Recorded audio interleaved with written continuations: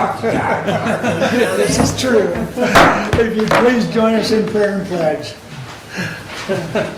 Dear Heavenly Father, look over us today as we make decisions for the county, and look over the county workers. And also, on this week of Thanksgiving, remember it's thanks for your family and giving to those that need things given. Amen. Amen. I pledge allegiance to the flag of the United States of America and to the republic for which it stands, one nation, under God, indivisible, with liberty and justice for all. All right, thank you. We'll have our first call out to the public. Anyone wish to address the board at this time? Seeing none, we'll continue moving. Consent agenda? Motion to accept the consent agenda as presented.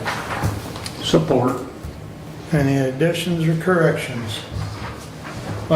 Question, did we have a recommendation from the Hillsdale chapter of the MTA for the appointment to the planning? No. They are not having their meetings anymore. But they started having them again. They started having them again, and then they were only getting 4 or 5 people, so they decided to do away with it again. On your Jefferson On the Township. last meeting, they only had two meetings, is my understanding. And on the second one, they said they're not gonna do it anymore. I So know Jefferson sent a letter that said they were no longer going to participate. It just simply was not a good value later. And Commissioner, I bring that up just because of the ordinance requires that. Yep, and I was gonna talk with the planning commission in January. I did talk with them in November, or our last meeting, and brought this up to them. And because this person was a township, not employee, but she works for the planning commission. Is that Hillsdale Township Planning? Yep. Yes. That she would fall under the township thing. And if you want me to call the MTA, I can do that, because I mean, we don't have a meeting until January. We can put this on hold for 2 weeks. Well, as well, Rose is an active member of the township. She attends all the township meetings, and she is there at Planning Commission, Hillsdale Township Planning Commission rep, and answers multiple questions at every meeting. She's very active. So yeah, I mean, I'm good with however you guys want it done. I mean, I understand that our thing does that, but if they don't do it anymore, it's kind of hard to do it. And yes, we would have to change the way we do select from the township, and I don't know how we would want it being selected from the township from them. I will point out that this township position has been open for long duration, and I am delighted we have someone who's willing to step up and sit in that position. Well, it's not like we have people knocking on the door to get in. Right. I mean, For someone to be willing to serve, I think we appoint her and get going. Well, I think going out and reviewing that ordinance, I think we'll be okay with the appointment. Okay. Anything else on consent? All in favor signify by saying aye. Aye. Opposed, same sign. Consent is approved. Correspondence is listed. Any comments on correspondence at this time?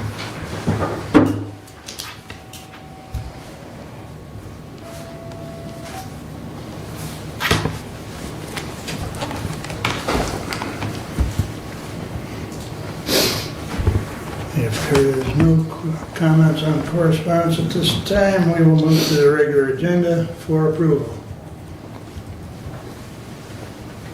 I make a motion to approve the agenda as presented.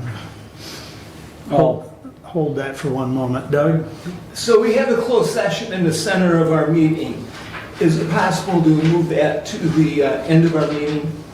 Oh, you're gonna talk about the regular agenda? Yeah, Let's I'll accept his motion and I need a support. okay, I'll support it. Okay, now, go ahead. So we have a closed session in the center of our meeting, which breaks up the meeting. Right. I'm not sure that we need it at that time.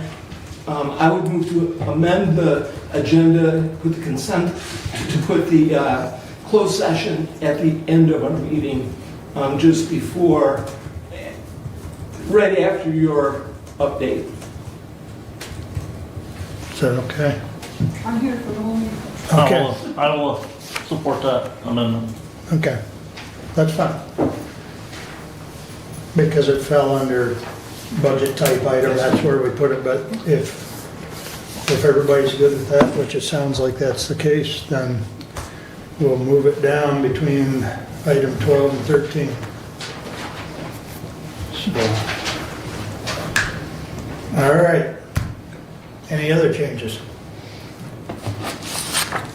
With that amendment, all in favor of the regular agenda, signify by saying aye. Aye. Opposed, same sign. Moving right along. Can we That was a motion to approve? point of order, yes, that should have been a vote on the motion to amend. Excuse me. Thank you. So we voted on the amendment, is what you're saying. So the agenda as amended, all in favor signify by saying aye. Aye. Opposed, same sign. Thank you. I'm just trying to move. We got a busy day. Dan, you're up, sir. Good morning. Commissioner, did we skip over public comment? No, we did that. We did it. Nobody jumped up. I didn't hear you say it. That grandbaby's keeping you awake. God, I hope not.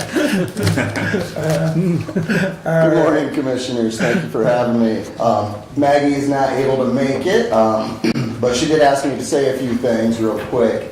I'm honored, and so is Maggie, to share that HCSSC was awarded the 2025 Community Choice Awards in 2 categories: Best Fitness Center and Best Nonprofit Charity. Thank you all to those who voted for the center. Additionally, HCSSC was awarded the MASC 2025 Community Partner of the Year Award, and most notably for the partnership with Wellwise Services Area Agency on Aging. We appreciate the partnership and really enjoy the long-term relationship we're going to have. A couple other little things I want to point out real quick. Medicare open enrollment is still open until December 7th, 2025. The center does have openings, so please call if anybody needs. And also, our Thanksgiving dinner is tomorrow, so please come on down and enjoy some turkey. All right, now I'll move on to the finances for you. I sent you our fourth quarter 2025 income and balance sheet. Our income report, as you can see, we had a good fourth quarter, netting $116,000. But a couple things I want to point out of that $116,000, we did receive a couple grants that helped us get there. One was $62,200 from Wellwise, and we thank them for that. That's for a new handicap wheelchair accessible van. Thank you. Have we gotten that yet, Dan? The van, not yet, no, it's on order. And we also received a grant from MMA, Michigan Nonprofit Associations, for $13,000 for new laptops and technology upgrades. Are there any questions regarding those? And then I will just point out, as I'm being on the Wellwise board, the funding for that van was partly funded through a grant that was received from Consumers Energy. Yes, yeah. As well, so that Wellwise applied for and helped provide grants for Hillsdale and Lenawee counties. Was there any match on those grants? The grant covered not quite one van, so Wellwise kicked in to cover the cost. Yeah. Okay. Almost, a little more than double, you know. I think we got 64,000, I think each van was 68, so Wellwise kicked in about 70 some for the 2 vans, so. Okay, thank you. And we're extremely grateful. As you know, vehicles go through a lot of wear and tear and require a lot of maintenance. So this is going to be very beneficial to the center and our clients. A few other things I'd like to point out though are raw foods. We've been trying to keep a good eye on that due to the fluctuations of the market. And pretty much everything has been in line. Do I have any questions? Go ahead. Federal funding, how is that impacting? As this far, historically, it has been decreasing. Right now, we don't really have much news about what to expect, but working with Wellwise, they've been very generous with us and very communication, but unfortunately, there's not much news at this point. And Dan, if I can add to that, the federal continuing resolution that funds the Older Americans Act, which is where a lot of the federal funding comes, that funnels from the federal government to the state to Wellwise down to the senior center. We have not, at Wellwise, have not received notification of what that grant amount is going to be yet, even for the period through January 31st, because, and so what Wellwise has done at our meeting in October and our meeting last week, we're using our fund balance to continue to fund that anticipated federal grant funding to the Hillsdale County Senior Services Center, Lenawee Department on Aging, Jackson Department on Aging, to make sure that they're continuing to receive those funds to provide those meal services and other benefits that they provide to through that Older Americans Act funding. And then we will, once we get that statement of grant awards to us from the state, we'll balance out and make sure that. And you anticipate with the Wellwise fund balance, 2 months of cushion, 3 months? That's, yes, more than that. But, Okay. so right now, the cost on that Wellwise is about $100,000 per month. Okay. And that is that grant funding that we extend to, like the senior center is a reimbursement type grant funding. So generally we're about a month behind in actually yeah. funding those dollars out to them. So hopefully between now and the end of December, the state gets that grant award from the federal government, and then they issue that out to Wellwise. So, but Wellwise does have the fund balance to cover that. Which again, it makes us very grateful to Wellwise and our partnership. Thank you. Any other questions for Dan? Awesome. Thank I you. will also note, the gas utility will be switched on December 1st. Yep. Thank you, everyone. All right, Thank you for that. thank you. All right. Next we It's gonna have, be that short tonight. Thanks, Dave.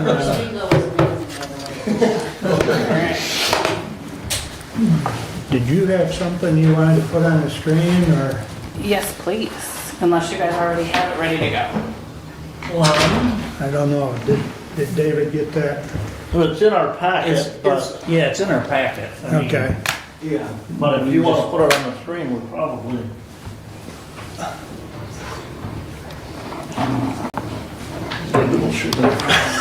I didn't even think of saying anything when David was here. That's my fault. and well, I was just thinking of our audience. Yeah. Huh? I was just thinking of our Yeah. audience. We had Stephen got you can go on kosher test. I mean, with this, something happened, you needed to. Give us a minute, Jeff. We'll get you up. How about that? All right. That's okay, because now I have to remember how to put it in presentation mode and all the things too.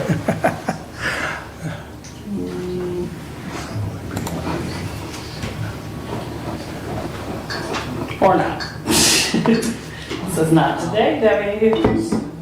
That's the other one.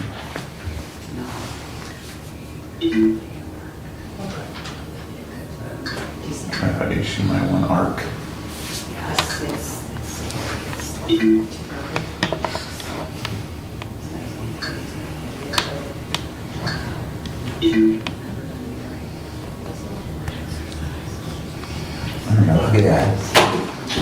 All right. Give the guy a remote. I'm shocked. See, you impressed yourself.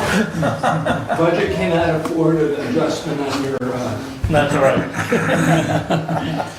All right, please, please continue.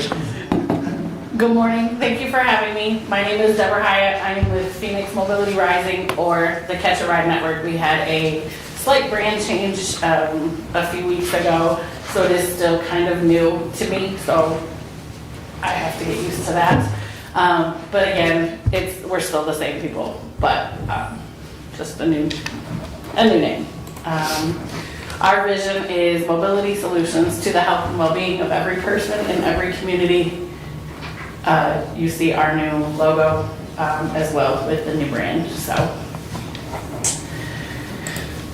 transportation is to support the whole person for health, well-being, economic stability, neighborhood support, physical and education, healthy food, community and social support, and healthcare. Transportation is more than a ride. It's a pathway to health, employment, education, and dignity.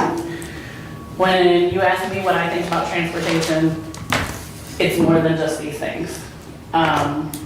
What I do on a daily is talk to the people inside, not just Hillsdale, Lenawee.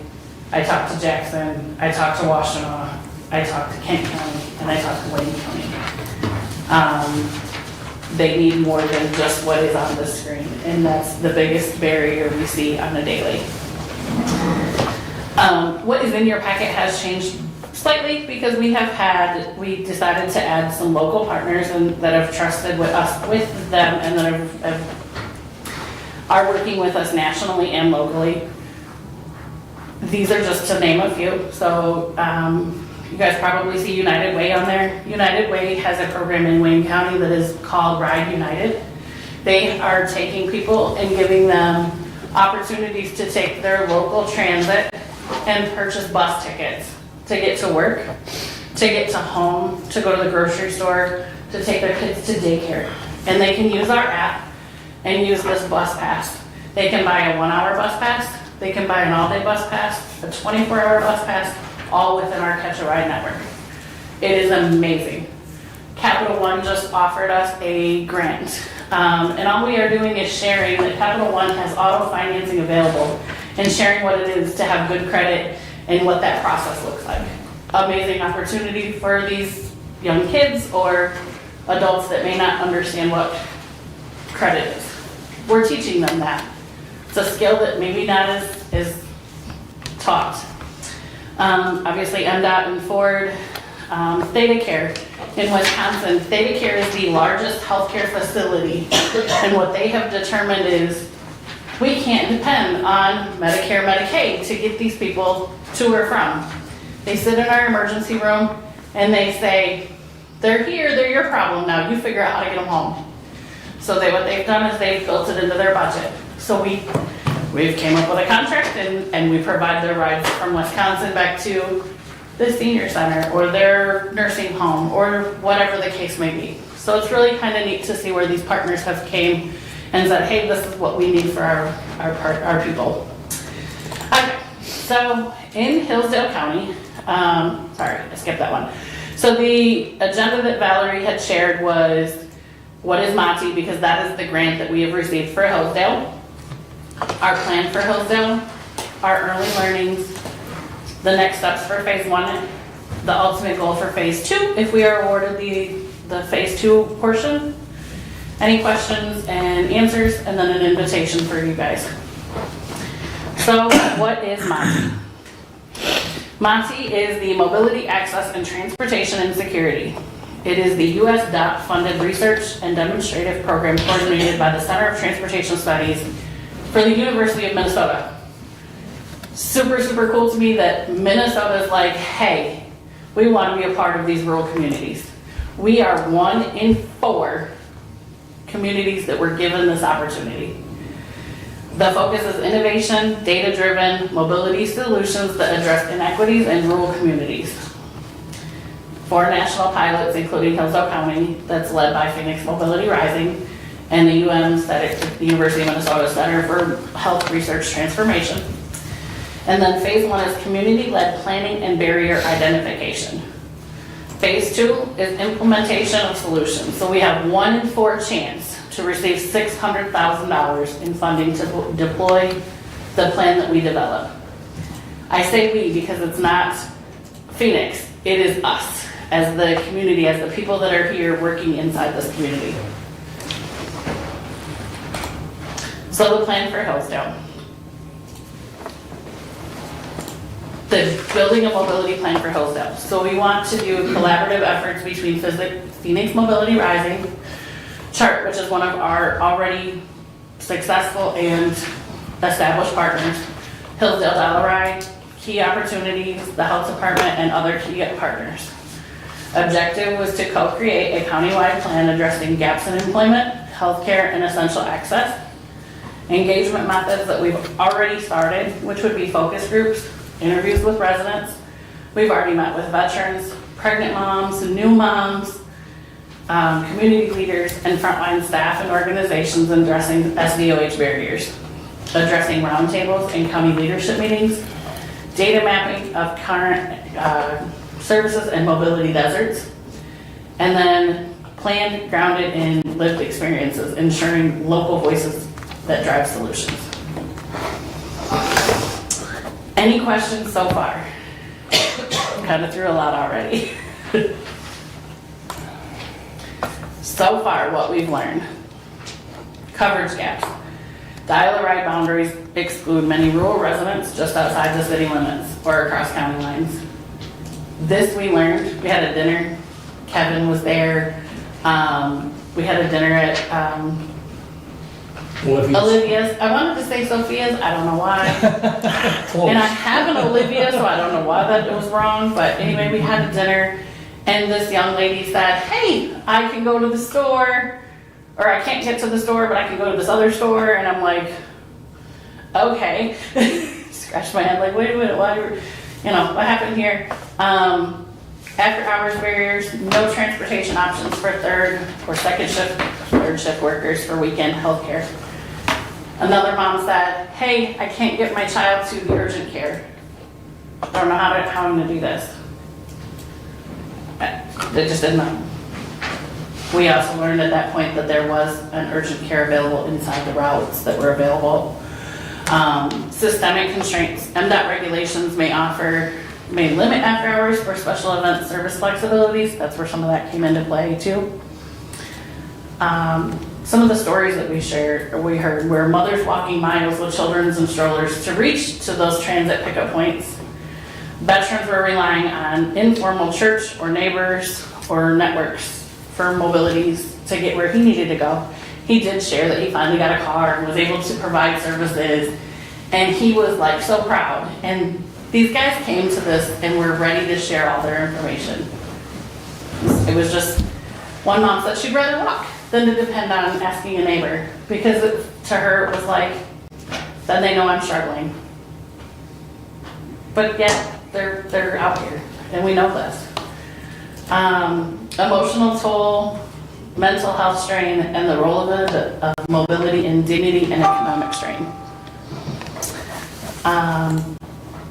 So the national challenges for transportation gaps: 1 in 5 adults face transportation insecurity, 8% of U.S. households have no vehicle, and 40% of rural residents have no public transportation options. So the next steps for phase 1, we are conducting interviews with local hospital. We did actually already have that, and we met with the senior center to understand patient mobility and service capacity. Analyze community data to quantify transportation need and the cost at the county level. That is still in progress. We are partners with Key Opportunities, and we are working to launch the multimedia outreach campaign to improve awareness of existing services. Because that was also another big thing. People did not understand what key opportunities would be willing, how to do, how to see, and how to figure out their services. And then we are gonna try to research the legal and financial pathways to creating a countywide transportation authority, along with that, hopefully, of the county commissioners. So that's also on the, plan. Ultimate goal for phase 2, so from planning to action, launch the countywide flexible and equitable transportation solutions, potentially awarded through MOTSI with a $600,000 grant opportunity and MDOT funding.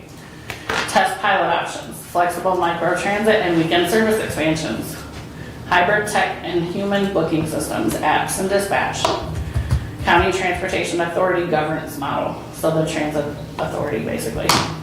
Long-term aim would be a substantial, scalable model that enhances health access, employment mobility, and social connection for all Hillsdale residents. Any questions? More of a comment. Brent and I both serve on a committee that, we put together to deal with the opioid funds that come into the county. And we have talked about this transportation issue more than once because it impacts people that are going through the drug treatment program, drug testing, a multitude of things that, transportation becomes a barrier for them. So, I guess my comment is I see you've talked to the senior center and other veterans, and the courts need to be included in this discussion. So that is a goal. I actually that's been on my radar. So a little background on me, which isn't on here. So I actually worked for the Victory Clinic in Jackson, and actually it's called Ann Arbor Treatment Center in Ann Arbor. So substance abuse that's actually how I got into the mobility navigator space, is because I got to do community service, but I actually was a school bus driver. So transportation has also been my thing. So I got to do best of both. So watching what substance abuse does to families versus the need for the case management part of it is why I was like, hey, wait, this is what I need to do, is transportation and case management. It's a whole different ballgame when you're talking substance abuse versus all of the pieces. So when substance abuse comes into play, there is so much available versus all of the things. And if somebody is going through substance abuse treatment, they can do mileage reimbursement, their Medicaid will pay for it, the facilities will pay for transportation. There's a lot of assistance available, but there's also grants that will help with substance abuse to get them where they need to be. Okay. Especially with transportation. So, but yes, we have a grant in Texas that actually covers transportation for SUD therapy. And we are partnering with FAN in Detroit to cover it for Wayne County. We just haven't got it for the rural counties yet. We're trying, we are really trying to kind of get all of the pieces here. Because it is super important, as you said, it's needed. And actually, we are having a Dine and Discover in December. Words are hard today for some reason. And I invited David Blankenship, who is the owner-operator of Victory Clinic in Coldwater, Jackson, Lansing, Saginaw, to come and talk to me, which, he will. He'll come and have dinner. Because they need to. Transportation is the biggest barrier to get people to their clinics. And they have the budget. Add it to your budget. Get your people to your clinic so that they're getting the help they need. Right. Okay. So, Thank you. it's on my radar to try to finagle that in there. Right in the back of the road. So, it is on my radar, but yeah, I need all of the people at the table. Any other questions, comments, concerns? Go ahead, Doug. Go ahead. Go ahead. So a couple questions. Maddie is mobility, access, transportation, and what? Innovation. Innovation, okay. And you mentioned dollars. Is that Hillsdale County dollars? It will just, so right now, what we were awarded was $100,000 for the planning. If we get phase 2, it will be $600,000. And it will be just specifically for Hillsdale County. Okay, and the we part, who is the we? Phoenix, and then the community partners. So And I'm not clear on Phoenix. I don't know. Phoenix is me. Me, Valerie, and Jarena. So we provide, so let me back up a little further. Phoenix provides transportation. We started out in Hillsdale just providing rides to veterans and low-income families. We have been servicing Hillsdale since 2016, maybe 2018. I might have to go back with you on a number, but one of the two, 16 or 18. I've been with Phoenix now for almost 2 years. And I started out and it was slow, to say the least. We had serviced just the veterans population. We were able to service the low-income population. As I said, we met with the veterans that came to the dinner, and they had been on the program with us the entire time from the MDOT grant, which was the Michigan Mobility Wallet. We serviced 711 families with the Michigan Mobility Wallet, just between Jackson, Hillsdale, and Lenawee. That is an amazing number to be able to say, with those 3 counties that are considered rural counties, we were able to service those families. And the timeline you have for providing, your different phases, what timeline are you hoping for? Oh, she didn't give me that. So phase 1 started in October, I believe, wasn't it? September, when did we October? go to dinner? September, October. Yeah, so I believe, so we got awarded the grants, but we didn't do the kickoff until like August, September. Is this a federal grant? No, it was just from the University of Minnesota. Okay. And then that grant is for 1 year for us to plan what the plan will be for how to break the barriers for transportation. What we need to do, how we're going to have the partners and the people and who we need to be at the table. And then if we go and we are selected, like I said, we're 1 out of 4. If we are selected out of that 1 out of 4 for phase 2, then we will have, I think that is a 2-year opportunity. So this one, the $100,000 is 1 year for just planning, and then the next piece is 2 years. And what are you hoping from the Board of Commissioners? Just cooperation, help plan. It literally is just planning. I have met with Sandy, I've met with the hospital. We want to know what those barriers are. I talked to Kevin, I was talking to him earlier, we were talking about how there is technology, there's no towers out there in Boulder, and we were talking about how some of the Amish community, there is problems with communications, phones, towers, different things. We need to know those pieces so we can figure out how we're gonna help communicate that. Okay, thank you. I have been going to these meetings. This is something that I kind of started before I knew about Phoenix and was gonna go to different places and check this out for public transportation for the county.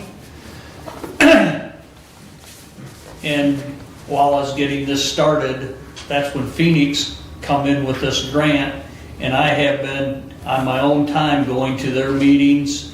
I've been to, I also work with Chris. I don't through the know health how many department. meetings I've been to, 5, and I'm doing that on my own time. Julie Boyce at the Key Opportunity, they used to have a transportation group that got together, which is Key Opportunity, Dial a Ride, I don't know if the VA's involved. You're involved too, Sandy, aren't you? With the old, because we've struggled many times with we had a transportation work group going. We had employers there at the table, so businesses, we had some agencies, we had the Hillsdale EEP, so Sue was there at that time, and we were really getting things moving. And then it kind of just halted, we started again and it halted, so we attempted this 3 or 4 times. And And then that's- Phoenix came, because there was a grant available that Michigan Work got involved in. And that's what I'm hoping, that all this group gets together, and I'm willing to do this on my own time to make sure that the county has transportation. And I know that we cannot, as a county, we cannot afford to budget anything for it, but there are grants and other avenues to go down to take care of this. And if it works, it works. If it doesn't, it doesn't. It'll be up to the community, I mean, on what they want for transportation. But at this point in time, I'm willing to do this on my own. Deb invited me to meetings that they are having with a group. And Julie, I don't know, next week or 2 weeks, we have a meeting out in Key Opportunities that I'm willing to go to. So, And we also hold mobility leadership circle meetings. We host them, but they let you bring, so we host Jackson, Hillsdale, and Lenawee together. And those are done every quarter. So if you see something that's happening, a transportation issue, oh, our bus broke down, or we have substance abuse issues that are on the rise, and X, Y, and Z is happening, and it's happening all of a sudden, you can bring it, and maybe Lenawee's seeing the same thing, and you guys can coordinate those together. And maybe we can come and find a common solution. That's the whole goal, is to have these mobility circle coordination meetings. And we just facilitate so that everybody has a safe space to kind of bring it all to the floor. And then we can also maybe see what we can do to help. It's kind of nice. I don't believe there's anyone of us commissioners that have not heard from one of the organizations that we work with that transportation is a significant issue within the county. From community corrections to employment to courts to healthcare, on and on and on. So we're well aware of the need and that there is a great desire to find a solution. So we appreciate the efforts and look forward to hearing a follow-up report. Well, thank you. I appreciate it. I definitely keep trying and plugging away at all of the things that we can do and try to keep Hillsdale in our mind when we're looking at these grants and opportunities that are out there. And I know we are still looking for opportunities to have rides in your community, not just planning. So I do know that's also on our radar. So the next one is your voice shapes the plan. So these are kind of questions just kind of to think in the back of your mind. If you want to send me your answers, if you're like, hey, wait, this is radiating, and you're like, hey, I need to tell her this is something that I've thought about. I'm always here and I would love to hear what's going on, or if you want to tell me today, these are questions that are like the biggest things that we're looking for. What transportation barriers do you see most often in Hillsdale County? Which obviously we kind of already know. Food, healthcare, we know the dialysis centers is a thing. What impact do transportation challenges have on your organization and your team's workload and workflow? Well, if people can't get to work, then everybody's doing double the work. People are stressed. We've heard that. In Hillsdale County, where and who is currently the fall through the cracks? Then what ideas and partnerships could make the biggest difference? So obviously today I heard substance abuse, which at the last meeting I presented this at, I heard the VA, which I already kind of knew that, but I didn't have contacts. So any contacts, any suggestions, I'm open to all of those. Who else needs to be in the planning process? Because again, without the people, we can't plan the best way to serve Hillsdale. So, invitation. Join us in building and connecting Hillsdale. Invitation to participate in words are hard. Upcoming community meetings, focus groups and interviews, and opportunity to join regional community mobility leadership circle, which kind of just went through what that was. And then my contact information. Any more questions? Questions or comments? I know I threw a lot at everybody. So you were grand up one time. Brent's got a comment, I can see the wheels turning. Do you want to talk to me later? You're gonna email me, aren't you?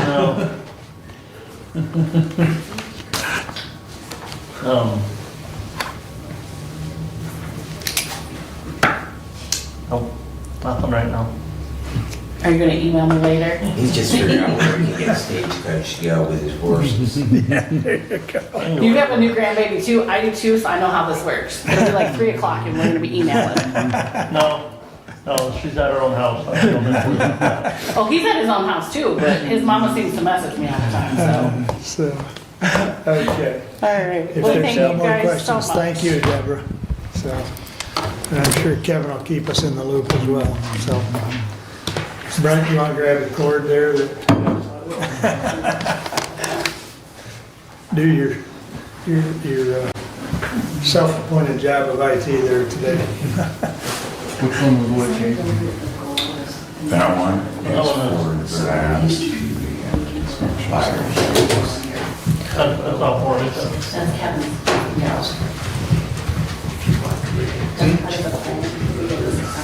That one automatically did it. I guess.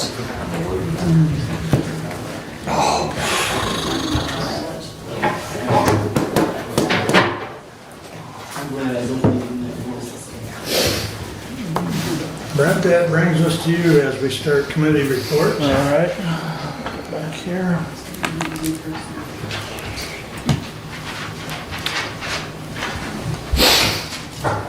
And your first action item, I see Yeah. the sheriff's here, so.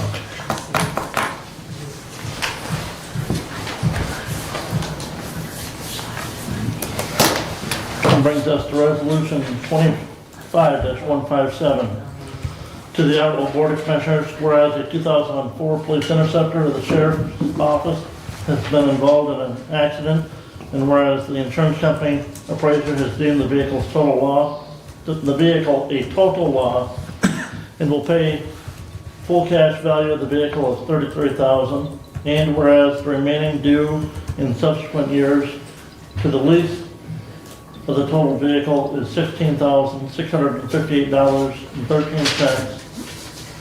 And whereas Ford Motor Company proposes a new replacement vehicle on a 3-year lease with a first-year payment of $18,697.44. Now therefore be it resolved, the Hillsdale County Board of Commissioners hereby authorizes the use of the $33,000 full cash value payment for the total vehicle plus an additional $2,355.57 from the general fund to pay for off the total vehicle and make the first year payment of a payment of a 3-year term of a new vehicle through Ford Motor Credit Company out of general ledger account number 101-901.00-971.000. And be it further resolved, the budget shall be amended as follows. Revenue account 101-000-679.000. Insurance reimbursement increase $33,000. Expense account 101-901.00-971.00. Sheriff lease vehicle increase $33,000. Respectfully submitted, and I move for adoption. Support.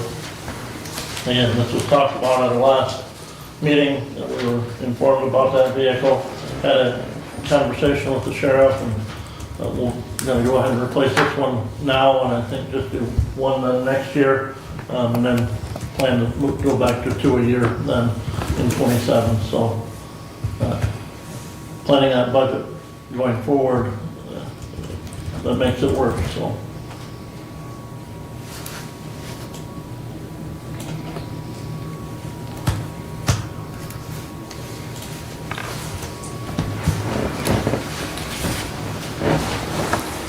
So, any further discussion? Go ahead, Doug. Well, Sheriff, here, what's the timeline of the car, and tell us a little bit about the program, please. The car, they haven't, Ken Stillwell, I've been talking with Roger Carr out there. He has the vehicle, he knows where the vehicle's at. It is still available. I talked to him last week about it. Unfortunately, we were hoping the car was gonna be able to get fixed. They found $30,000 worth of damage done to it from a deer. So that tells you how cheap our cars are nowadays, right? So, I hate to see us lose a vehicle, because technically, if we'd got it fixed, we'd got 2 in '26. I do plan on selling between 5 and 7 vehicles in the springtime, so we'll get them all ready to go up on the auction site. So, just for the public record, the Humvee was not bought by the Hillsdale County Sheriff's Office. It was donated by Ingham County, so it belongs to the DNR site or whatever, you know, that give you vehicles that you need that are uncommissioned for the military. So people are saying that we bought a Hummer. We didn't buy the Humvee. It was given to us by Ingham County, and I'm looking to actually give that to a fire department or whatever entity, nonprofit that's on this program can use it for. So I just want to be on record by saying we didn't purchase the Humvee. Any other questions? I mean, it's pretty self-explanatory. We total one out. Hopefully we don't do this every year, because if we do, then I'm going to lose a vehicle every year, which is not going to be good. So Well, we just need to encourage more people to get out there in the woods and kill some more deer. that's right. I did my part. Reduce that population. Jackson has a thing that Jackson has a thing, they do kill 100 deers during a certain period of time to reduce the deer population. Sure, if all the equipment transfers over, no problem. Cage and, Oh, yeah. Because it fell in that year mark. yeah. So I know that's been a problem in the past, where Right. one model year off and, they changed the body style, the Yeah. inside, and all that stuff. So yes, everything will fit into the 2025. And it'll be a black vehicle. That's what they have on hand right now. So we'll go with the black. We have 2 other black ones. One's K9, the other one's for the supervisors. So we'll have 3 black ones on. And is performance set up for police? Yeah, it's a police interceptor. Yep, already set up for, all Bill has to do is take all the stuff out of our car and put it in this one, so. and the burning question is, does Captain Syverson fit in it? Barely, but he does. I don't drive the Charger. Do you need a vote on this before we go into another topic? Yes. Yes, Okay. we do. Is there anything further on the resolution at hand? Roll call, please. Commissioner Benzing, Yes. Commissioner Leininger, Yes. Commissioner Ingles, Yes. Commissioner Collins, Yes. Commissioner Wiley. Yes. Passes So you have 5 to something 0. else with that, and mine, or should it come up underneath Commissioner Benzing's report? I think this is have to be with that. It isn't, it has to do with my office, but it doesn't have to do with a police officer.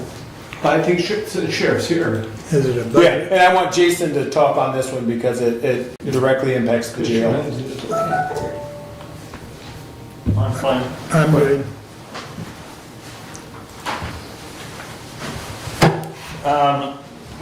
We're gonna be reaching out to, probably personnel and budget on, the jail nurse at the sheriff's office.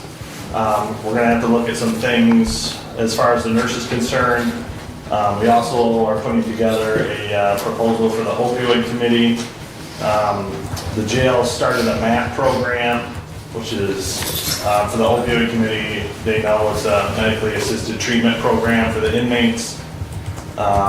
It's increased her workload quite a bit to the point where we're gonna have to look at probably some part-time hours for a nurse, we have a small budget for part-time nurse now. We're gonna have to look at increasing that probably, as well as doing some stuff for our current nurse to decrease her workload. Since we started the MAP program, we've had 51 inmates. And we had to get a separate provider to provide the MAP program. Dr. Kimball, that's not something he can do under his licensing, is to provide the medication for that. So our proposal to the opioid committee is going to include some physician costs, medication costs, some part-time nursing hours. But as far as the budget for our current nurse, we're going to have to look at some things. Our nursing wage is not where it needs to be for a nurse, basically. And as probably Mark may have been the only one on the committee, maybe Brad, the last time we used to have a third-party provider that would provide nursing. Due to insurance rates, they advised us 7 or 8 years ago that they weren't going to be providing services anymore. At that time, the commissioners had me put out an RFP where we got some numbers from corrections, healthcare companies that specialize in corrections. And I think, Mark, we were looking at what, $250,000, $270,000 to have an outside company come in, which is when we went to our own nurse employed through the sheriff's office. So I did do some exploratory searches. Branch County's at $370,000 is what they pay for medical contracts. St. Joseph County's at $400,000. I reached out to some smaller jails. Mackinac County, they use a company called ATC, which is kind of new to the market, but they specialize in smaller facilities. A lot of places won't bid on small jails. They're upwards of $70 an hour to provide nursing for their inmates. So we're working on some stuff to give to budget and a proposal to give to the opioid committee. This was all brought about Nurse Laura giving her resignation as of December 31st. She could walk into the Hillsdale Hospital with 30 years of experience and make $48 an hour. And then she gets a $3 shift premium when she works second or third shift. So we're paying her currently $30 an hour. We have 12 inmates that are on Suboxone, which treats opioid addiction. That takes 25 to 27 hours of her time every single week. Because we have to usher them down one at a time, make sure the strip dissolves in the mouth, take them back to their cell, bring another one up. So this is she spends a lot of time on paperwork, Suboxone strips, inmate care with these guys. And us being at 82 with 85% of the inmates on medications, this is very demanding on her. And at $30 an hour, where she could walk into the hospital for 3 12-hour days for $48, $50 an hour, shame on us for keeping her down. But like Captain Syverson said, we plan on addressing the opioid committee, because of her time spent with opioid patients, inmates. I feel that the county could be reimbursed for that. When did you start doing that? What's that? When did you start doing the map. The MAP program? I believe we started in the end of 23, beginning of 24.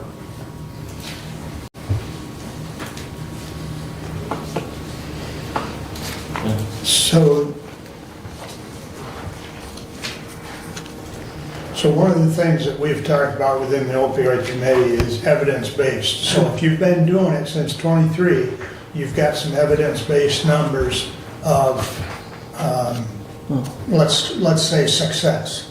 I'm sure there's some other factors or categories that you could, create, but that's one of the things the opioid committee is gonna look at. The other thing that we've gotta be careful of is one of the rules that we abide by as far as the guidelines is that we can't subplant monies. So, on the flip side, it sounds like MAP has not really been, and correct me if I'm wrong, but it has not been within our budget. No. No, So- we tried to add it in and work with what we already had, Right. and it's just gotten to the point that So- that's not feasible any longer. Okay. I mean, on top of the MAP people, she also, as you know, we partnered with Hillsdale Hospital for Lifeways. Right. Through Lifeways, so because what we were finding was for the inmates with mental health concerns, the video visits just quite frankly didn't work. They'd walk out of the room. Confused. So we partnered with Hillsdale Hospital where a mental health professional comes on site to the jail twice a week.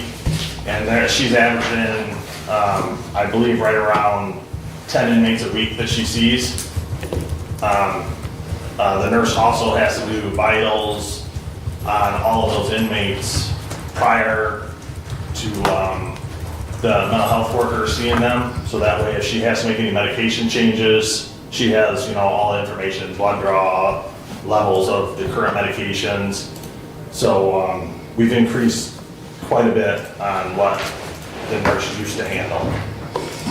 She does everything, instead of sending them to the hospital for blood draws, we bought the machine to spin, and then she'll ship it out, she'll draw their blood. So, I mean, we do a lot of things in-house that I don't know if this new company would be able to do or not, so it's quite the process for her. I mean, she's been around there, I'll never see her sit down. I mean, she's always either in the bedroom, setting up meds, dealing with the 12 Suboxone inmates, providing other care for other inmates because they'll send in a kite, hey, I'm not feeling good today. She's got to bring them down to the nurse's room, find out what's going on with them. And a lot of times, and I'll be honest with you, it's BS, what the inmates want. And then she calls them out on that. So it's saving us a lot of money by not having to take them to the hospital Right. because we do have a professional on site. Well, and I guess just for the viewing public, since we're on YouTube, but we really don't have a choice because this is statutorily required once they're booked in. Absolutely. I mean, We have we've got to care. provide them medical care, Right. so. Yep, and I'd rather see her get more money versus us going with a company where you're not gonna get the care that they deserve, right? I mean, my undersheriff's wife works at a prison as a nurse and they make huge money, I mean, and she's obviously in the same position, she's working with 82 inmates, so, one nurse. Doug, you had a comment? A question, you mentioned $30 an hour compared to, I think you said $48 outside. That's the hourly rate. What's the budget that the sheriff currently has for medical? I don't remember what that number is. So there's two things, there's her wages, part-time wages, and then there's medical. Okay. So medical was 75,000, I think we're over that already this year. No, We're at I think you're at 75,000, Yeah, I we're wasn't at budgeted anywhere near that. Okay, We're budgeted, what, 55? I think so a lot of that, Doug, is we take them to the dentist, they get their teeth pulled, we get that bill. So 75 plus her wage would be, Well, we're projecting you to be at 85 at the end of the year. And nurses' wages right now, we're projecting to be 70,000, where you could only budgeted like 63,000. And the reason for that is because we're over so many inmates per day, this Right. year to see. so we're at about $160,000, it sounds like. We have about 10,000 for a part-time nurse budgeted. Yeah. We're over that by, what, 4,000? I don't have that one broke Yeah. out. It's on my list that I get. Okay, part-time salary, Yeah. right. We're at 13, we're budgeted at 10, projected to be at 13, so. Yeah. So, But, I mean, with that number, again, the last time we got a quote was for 270,000. That was just for the nursing, a doctor, or a nurse practitioner come on site. We also had to provide a pot of money for And that's medical still, services. that's still not paying the care of the Yeah. inmates. Right, those numbers are just to have medical staff. And if you add that 75, so you're looking at 350,000. right, I believe the Branch County nurse is between $50 and $56 an hour. There, again, that's through a company, but I think that's what she gets paid. The company gets more than that. Mackinac County, that company's getting $72 an hour. That's not what the nurse makes. I believe the nurse is in the high 40s. And Mackinac, she's got, what, 28 inmates. And those are all third party, it sounds like. That's through third-party companies, yeah. There's a couple third-party companies out there. Again, not very many handle smaller facilities. One was ACH, but I believe they filed bankruptcy. ATC is a new one, and I apologize, I don't know what they stand for off the top of my head. Horizon Health used to be one at the bigger, like Wayne County, and I think Horizon was one of the ones we talked to. I thought several- ACH was who we Well, got a that quote might be from. too. Because only one company chose to bid on the RFP when we put it out. Okay, okay. We only got one proposal back. You know, the sheriff mentioned about roughly $48 at the hospital, or 40, somewhere in the 40s. Medical care meeting last week, they have hired a new RN on first shift for a supervisor, and that RN is in the low 40s to start at medical care. So, just to throw that out there, I mean, the number that the sheriff is giving is well within the ballpark of what other entities right in our own neighborhood are paying. But Kevin, you had a question or comment? Yes, is the nursing staff considered a private company? I mean, the two nurses we have, or are they county They're county employees? employees, Right. the two we have currently. Do we have them on the No, wage? yes, they're on the wage schedule. Yeah, they are. So we got her, I'm just gonna be honest with you, Kevin. If she leaves me December 31st, I will not find a nurse for $26 an hour. That's the pay scale. That's what. I just wondered how they were, if it was a private nursing thing that you. Right, no, she works for the county. And I get it, I mean, if they can go somewhere else, I mean, we're dealing with that with everywhere. I mean, so no, I'm not doing, I just wondered Yeah. how it was, how this was set up Yeah. to do. And, but she is willing to stick around. She is, she definitely wants the part-time nurse to get a little more hours to help her out with the med, bags and all that good stuff. We're still offset each other's hours, so I'll actually have a little more coverage in the jail where I can kick her out after 40 hours and that part-time nurse would get her part-time hours in. Okay. Like I said, at 82 inmates and 85 to 90% of them on medication, it's a nightmare. Well, I guess the opioid committee meets the second Wednesday. Yep, we'll be there. We'll look forward to that. And I think budget can bring back a recommendation. You know, we need to follow the process, and the process is, you know, submit documentation to personnel for reclassification. But that would be next year. I would remind the budget chair of the policy. Yeah, that is the policy. All right. We've got the information. Okay, hopefully the opioid committee is welcoming. We do have a lot. I did take some of the receipts that we do have. It's over $5,000 right now that the county has spent on Suboxone. So I want to present that to the opioid committee to get the county back their money that is lost. Okay. But I'm going to tell you right now, if we don't have an answer before December 31st, she's out the door. So, Okay. all right. We got some work to do. Thank you. Thank you. Appreciate it. All right, Brent. Still got your committee report All to right. roll along. Wellways meeting last week, we've taken the steps. The agency has been awarded $680,000 in some grants. A good share of that will be spent to finish the basement of that building. And that basement, when that building was built, we did not finish the basement. We intended to use that for storage. Working in systems now, storing pretty much everything in a digital format. And they're using that basement for some of their mobility connections, gatherings, where they're having some exercise classes down there in the basement. And so,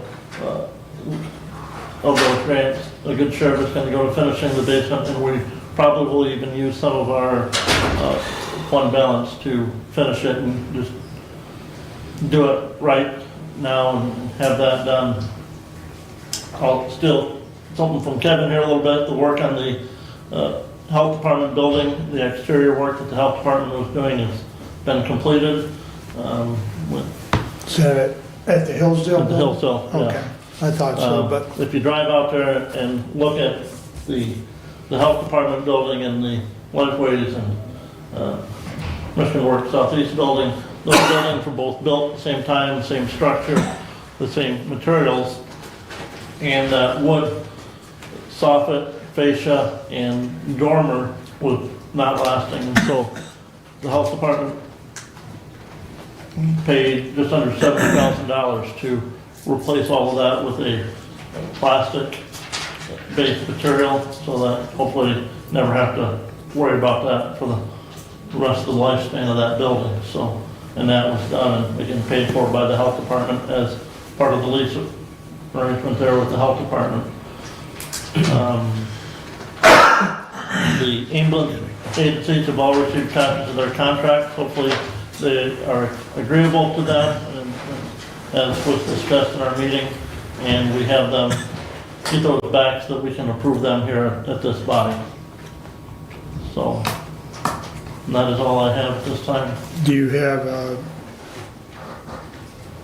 idea of what meeting we're looking at to review those ambulance? Somerset Township probably won't have won't have a meeting until their next meeting, I think, is the 18th, so we're probably looking at the 23rd for those to be back to be approved, Okay, for all of them to be on okay, that's fine, just so I have an the, idea. yeah.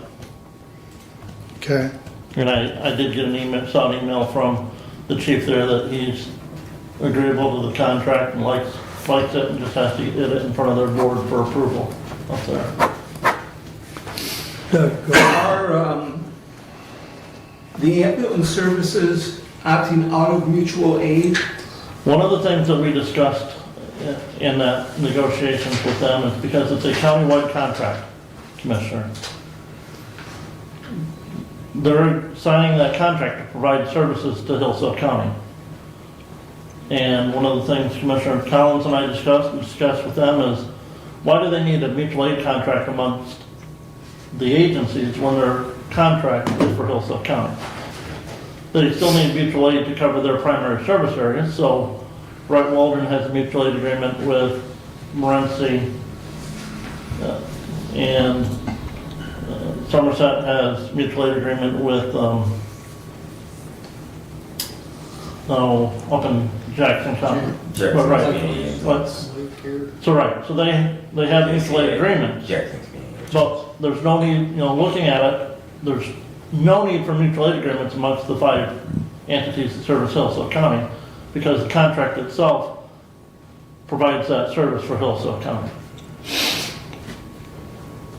So they are not area ambulance services Well, per se, they have they're Hillsdale County. they have the contract that was done 3 years ago, and we, keeping that same language, they have a primary service area, but the contract is for service to Hillsdale County.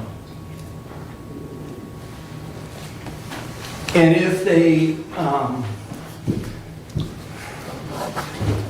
do not participate in Hillsdale County service, will that impact their millage money that they get? Then we, at the county level, would have to take action to terminate their contract. And we will know this. if they're not, we're gonna know that they're not servicing. Thank you. Go ahead. One issue I do see with that, Commissioner, is that White Waldron is only licensed at the BLS level, and so they would need to have, in order to provide ALS services within their coverage area, because ostensibly all the other coverage areas of the county are covered by an ALS provider, whereas White Waldron is a BLS provider, and so I would say that there is a component there that does justify the requirement that they are providing the same level of service that the other providers are within the county. How many times do the other agencies run with just a BLS unit on staff? But they still have an ALS unit. No, they don't, not on staff. If they're only running a BLS unit, because that's all they have staffing for that day, how many days? If they are not staffed at the ALS level, at least with an echo unit, it is a state reportable violation. It is a reportable event to the state of Michigan Department of EMS if an agency that is licensed at the ALS level does not provide 24/7, 365 ALS coverage. They can cover that with an echo medic, but they cannot run all BLS cars. They have to have ALS on And staff. Wright Waldron has agreements to take care of that. And And again, it's not a mutual aid agreement.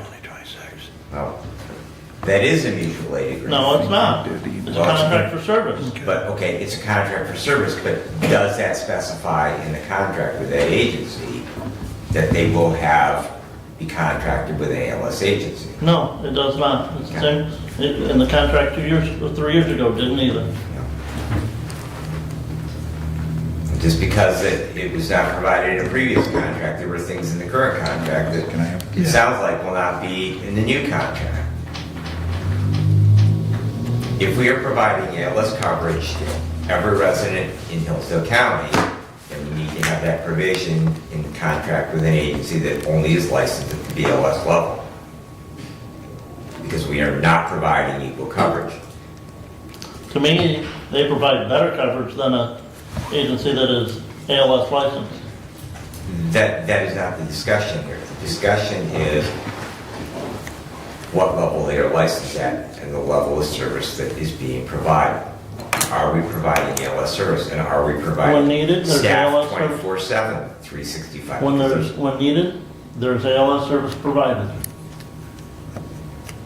Thank you. Anything else for Brett? Yes, I do. So we just heard from the sheriff some budget concerns, and I think it's important to have budget meetings with judges, building inspection, sheriff, drains, and any department that has not been up with. Commissioner, I'm available to. And Commissioner, my schedule from the 1st of November is not. I talked to the sheriff last week. The issue he brought up today was not addressed last week, and he did not desire a meeting. Building inspection did not desire a meeting. Drains does not desire a meeting, Commissioner. Okay? We had a judge, one judge, who now wants a meeting. They were granted opportunities in September for a meeting. Okay? We scheduled those meetings because I know what my calendar is in November and December.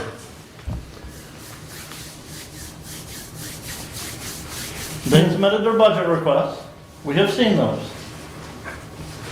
The sheriff submitted their budget request. This request that was brought forward today, as Commissioner Benzing said, didn't follow adopted policy. There was nothing in his budget request to change the wages of the nurse. My calendar from the 1st of November is full. That's why those meetings were scheduled when they were. If you want to meet with the judge, feel free. My calendar is full. Thank you. So I'll be scheduling some meeting times, judges and sheriff, or public safety, Commissioner Benzing, Would you be available to meet with judges and sheriff? I'd be happy to look at the dates. Yeah, and then Commissioner Wiley, might you be available to meet with drains and building inspection? I think the conversation we have in those meetings are important as well. It is an opportunity for commissioners to ask questions. It's also an opportunity for department heads to speak with commissioners on concerns that they have. So there's value to those meetings beyond just what your sheet says. So Commissioner Wiley, would you be interested? If they want a meeting, that's fine. I'll accommodate the best I can. Thank you. Then I'll have a report for the budget chair. Thank you. Anything else for Brent? I will tell you, working with the finance director, depending on where we end up with, on the negotiations with the collective bargaining agreement, we will have a draft balanced budget presented at our first December meeting. We got that. And then we'll be scheduling a public hearing for our second December meeting on that budget. The issue is that we need to maybe have some discussion here at this level is what are we going to do with all of the reclassification requests that were submitted on from the Personnel Committee. There were some that were submitted that we saw that we never saw an answer from the Personnel Committee on, because that budget is very tight as far as funding, and very limited funding for anything, even for capital improvement money. Can you get with management and personnel with the reclass that we have not heard from? I'm not sure they're aware of which ones. I believe Derek had sent an email on that one. Okay. So there were 4 or 5 that he The had. last email I saw from Derek, if I might, Mr. Chair. Yes. The last email I saw from Derek was in regards to Nick's, and I believe that was a hiring request that Nick came here for. Am I misunderstanding? No, they're not. So I thought that Nick came, made a presentation, the Board of Commissioners told him to go ahead with that position, but Well, it was not, it was agreed to fill a position, but not at the most recent request for the level, because it was a replacement, and so it was agreed to, it was budgeted at a step 1. so there would be the answer. I mean, it came to the full Board of Commissioners, Yep, and that would be the answer to Derek's question. that's my recollection on that one. And there- pardon me, I think there's 4 that he has He's not heard already from. here. There's more than, and I'm sorry, and Commissioner Wiley, that was on the Excel spreadsheet I guess I forwarded to you. Maybe Commissioner Benzing didn't get that. But there were 1, 2, 3, 4, 5, 6, 7 that were highlighted in yellow that we don't have an answer from. I don't know when that was sent, but I can certainly, It was a while, I remember seeing that That's quite a- spreadsheet a while There back. was, well, Commissioner Wiley, I sent that to you last week. okay. That was more recent than, Well, yeah, Commissioner Leininger, if you could just forward that to me, and then I'll be certain to have Yeah. it, thank you.